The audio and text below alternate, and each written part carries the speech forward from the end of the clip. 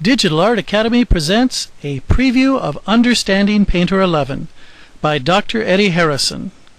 Now, I'm not going to explain every little detail in this preview as I would in the class itself, but it should give you a good idea of what the lessons are like. And you're welcome to share this file with anyone who might be interested in studying more about Corel Painter 11. Best wishes, and I hope you enjoy the lesson. Now I want to take a number of the commands we've been exploring and put them together in a simple project and show you how they can be used. Let's take the rectangle tool and we're going to draw a line here. I want that to be black. Now we'll go to Edit, Free Transform. We could hit Control-Alt-T. Yes, we'll go ahead and commit. Now we'll hold the Control-Alt and we'll grab this corner and pull it out. And I'm actually going to pull it down, and then I'll click off of it and say commit the transformation. Yes. Come back here to our layer adjuster and move this over a little bit. We don't want it quite in the center. We talked about that in composition. Now let's go to Window, Image Portfolio.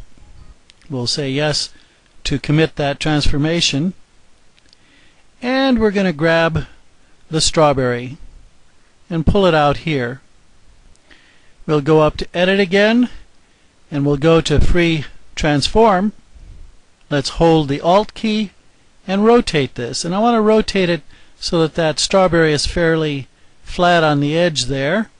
Let's click off of that and say yes to commit it. Click back here again and just anywhere on the image and pull it down, and actually off to the side a bit.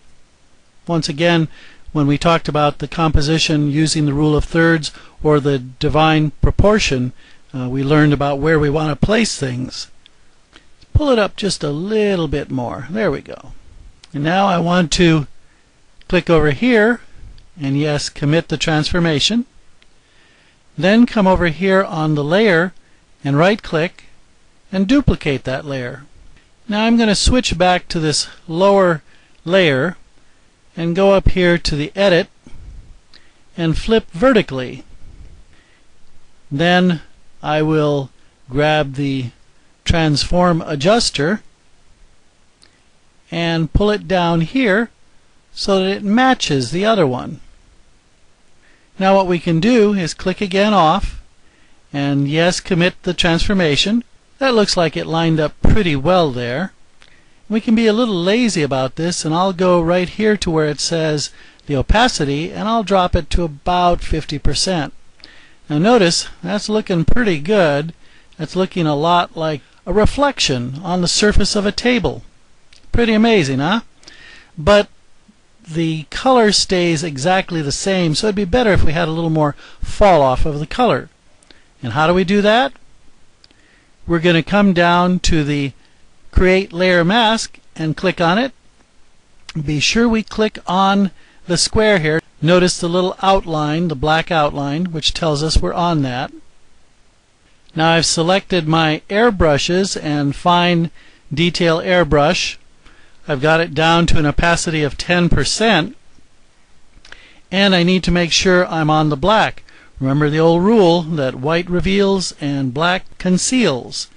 So now, using my stylus, I'm just going to very lightly go over this, just very, very lightly. And as I do, I'm kind of painting the image out a bit. Just very, very lightly.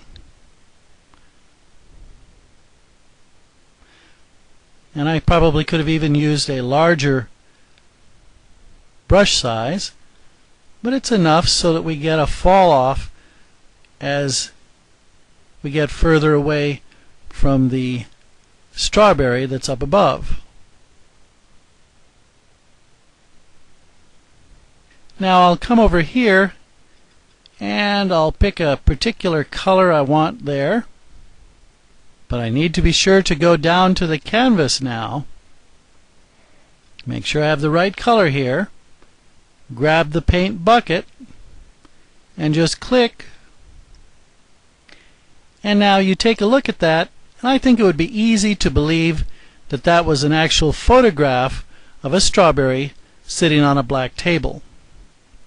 Now if we want to get a little fancier, what we can do is go to our gradient palette here, and we can open up the thumbnails, take a look there, see which one we'd like to do, and I kind of like this one. And now we can undo the background and drop this in. That looks very nice. I like that effect. And if we want to, we can open up by hitting this little arrow and say launch the palette, because you notice this is coming off at an angle, and all we have to do to change that is simply move the button there, and we'll undo that, and now it's straight. And we can go in and adjust the colors and get any color we want for that background. But again, I think that looks like that could be an actual photograph instead of something we just created in a matter of minutes. And I discuss all these tools in my class, Understanding Painter 11. And each of the lessons in that class are done in this manner, where I demonstrate, show you exactly how to use those tools, and create all kinds of amazing effects in Corel Painter 11. So I hope you've enjoyed this mini tutorial, and best wishes from Dr. Eddie Harrison. If you enjoyed this lesson, please tell others about us, and you can share this file with anyone who might be interested in learning more about Understanding Painter 11. Thank you for listening.